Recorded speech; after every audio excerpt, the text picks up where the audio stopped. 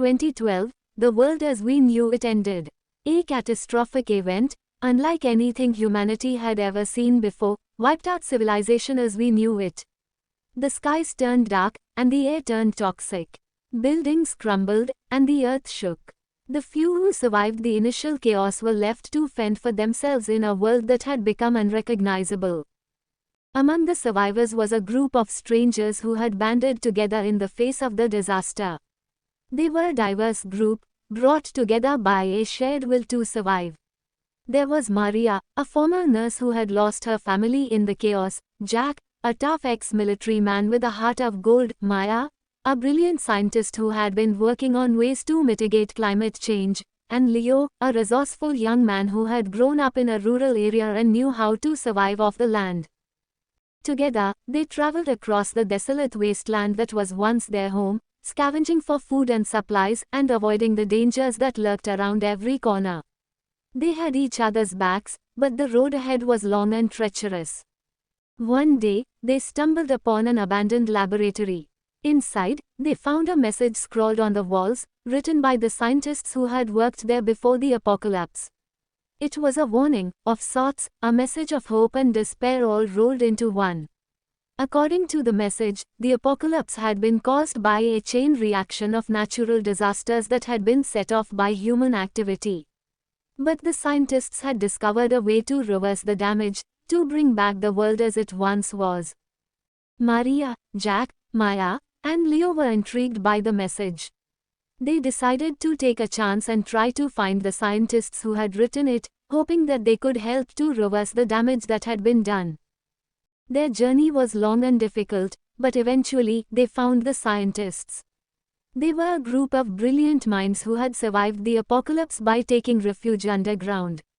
They had been working tirelessly to develop a way to reverse the damage that had been done, but they were running out of time. Maria, Jack, Maya, and Leo joined forces with the scientists, working around the clock to develop a plan.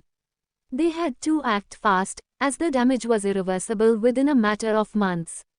Together, they built a machine that could purify the air, and they set out to deploy it across the world. As they continued their journey, the group faced even more challenges. They had to cross treacherous terrain, such as rocky mountains and swamps filled with dangerous creatures. They had to constantly watch their backs for raiders who were becoming more desperate for resources. One night, while they were camping, a group of raiders ambushed them. They managed to fight them off, but not without losing one of their own. It was a sobering reminder of the dangers they faced and the harsh reality of life after the apocalypse. They also had to deal with extreme weather conditions, such as scorching heat waves and freezing blizzards. They had to find shelter and resources to survive these conditions, which were becoming more frequent and unpredictable. As they traveled further, they encountered other survivors who were also struggling to survive. Some were friendly and joined their group, while others were hostile and tried to steal their supplies. The group had to navigate through these interactions, trying to keep their supplies and protect themselves without resorting to violence. But they pushed on, driven by the hope that they could bring the world back to life. Finally, after months of hard work, they succeeded. The air cleared, and the skies turned blue once again. Plants began to grow, and animals returned to the world. The survivors emerged from their hiding places, blinking in the sunlight, and marveling at the world that they thought they had lost forever. For Maria, Jack, Maya, and Leo, the journey was over, but the work was just beginning. They had saved the world, but they knew that they had to work hard to keep it alive. They set out to build a new society, one that was based on cooperation and mutual respect, rather than greed and self-interest. They knew that they couldn't go back to the world that they had lost, but they were determined to build a new one, a better one, for themselves and for future generations.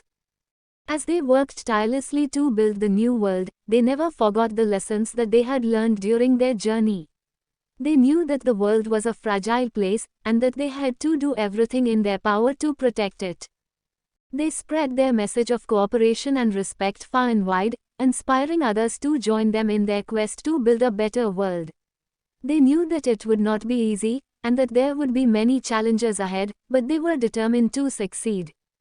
And as they looked out at the beautiful world that they had helped to create, they made a promise to themselves and to each other.